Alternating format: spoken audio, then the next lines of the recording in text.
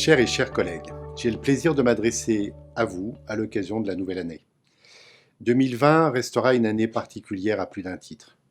L'année a commencé sur les chapeaux de roue avec la création de Nouvelle notre nouvel année, des institut très INRAE longues vies dès de le mois de travail. janvier. Après plus de 2 ans de travail, un dialogue social intense et un engagement de chacune et de chacun pour permettre la réussite de ce rapprochement. Nous continuons de suivre depuis avec attention son déroulement au quotidien pour apporter à chaque fois que nécessaire des actions correctrices quand des points de vigilance nous remontent. Mais c'est évidemment à l'épreuve du temps qu'un collectif se construit, et si nous pouvons être fiers de cette première année et du chemin parcouru ensemble, nous savons qu'on a encore du travail à faire pour consolider l'édifice. L'établissement a pour autant d'ores et déjà fait ses preuves. Avec la crise du Covid-19 qui nous a touchés, qui a touché toute la planète et notre pays, qui nous a touchés personnellement et professionnellement.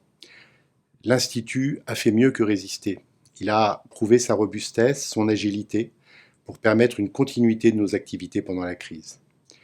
Je voudrais très sincèrement vous remercier toutes et tous pour votre implication, l'esprit de solidarité qui a prévalu tout au long de la crise et qui a permis à nos collectifs de faire face à une situation sans précédent. J'adresse un message chaleureux à celles et ceux qui ont pu contracter la maladie, qui en souffrent encore aujourd'hui, en leur souhaitant un prompt rétablissement. Nous continuons et nous allons continuer nos activités dans le respect du protocole sanitaire pour ces premiers mois de 2021, en espérant bien sûr pouvoir nous retrouver toutes et tous pour partager des moments conviviaux le plus rapidement possible. Au-delà de tout ce qu'apporte le télétravail, on sait bien qu'on a besoin aussi de présentiel, de se retrouver pour continuer d'être à la fois efficace et solidaire.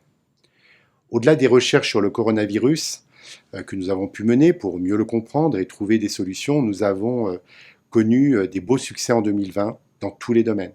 Le domaine scientifique, le domaine de l'innovation, de la production d'avis, d'expertise et aussi dans le domaine de l'appui à la recherche sans lequel rien ne serait possible.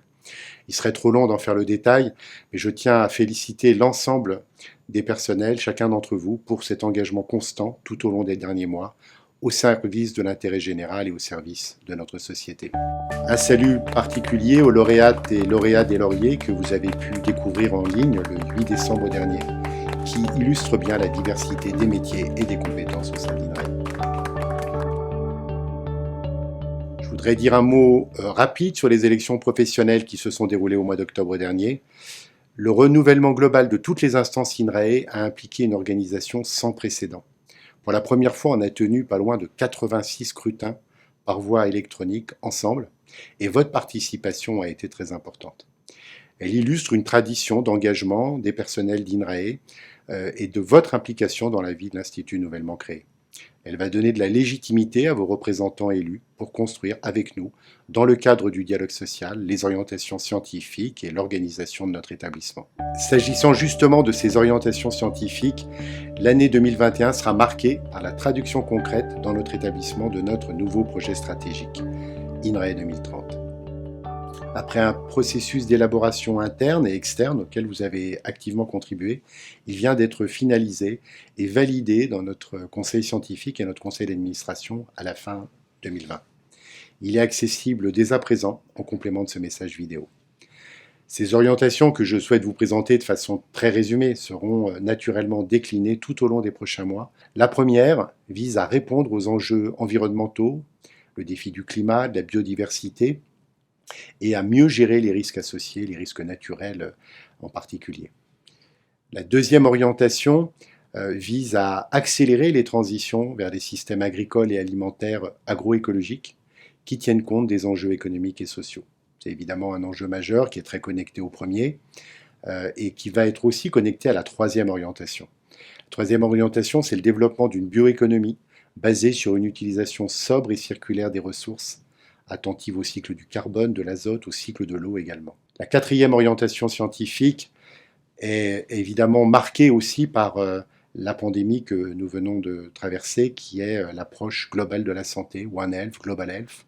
Et donc on va dans cette orientation rassembler les recherches pour prévenir les futures zoonoses, mais aussi travailler sur l'aspect nutrition préventive et le rôle positif de l'alimentation sur la santé. Cinquième orientation qui est transversale finalement aux 4 premières, c'est la mobilisation de la science des données et les technologies du numérique au service de toutes les transitions. En complément de ces 5 orientations scientifiques, 3 orientations de politique générale qui vont nous aider à continuer de progresser dans le sens de la science ouverte et de l'innovation ouverte au plan national et international. Première orientation, placer la science, l'innovation et l'expertise au cœur de nos relations avec la société. La deuxième orientation de politique générale, c'est de continuer notre implication dans les sites universitaires en France en étant un acteur engagé de ces stratégies et aussi un leader au niveau européen et international en développant des alliances encore plus fortes dans nos domaines de recherche. La troisième orientation de politique générale, et qui est évidemment très importante pour moi et pour vous toutes et vous tous, c'est d'impliquer, d'engager l'Institut, l'INRAE, dans une stratégie de responsabilité sociale et environnementale, la stratégie RSE. Vous le savez, vos contributions étaient nombreuses lors de la consultation en ligne sur ces sujets. Il y a une forte attente de nos chercheurs, des personnels de l'appui, pour que notre institut soit encore plus exemplaire en matière sociale, mais aussi en matière d'impact environnemental. Vous le comprenez, avec ces quelques mots, les défis qui sont devant nous sont nombreux et enthousiasmants pour notre institut, mais je le pense et je l'espère pour chacune et chacun d'entre vous. Notre histoire collective, nous l'écrivons au quotidien avec tous les corps de métier. Sans votre engagement, sans votre sens de l'intérêt général, rien ne serait possible. Je suis fier et heureux aujourd'hui, en tant que président d'INRAE, de vous présenter pour 2021 tous mes vœux de santé, de bonheur et d'épanouissement.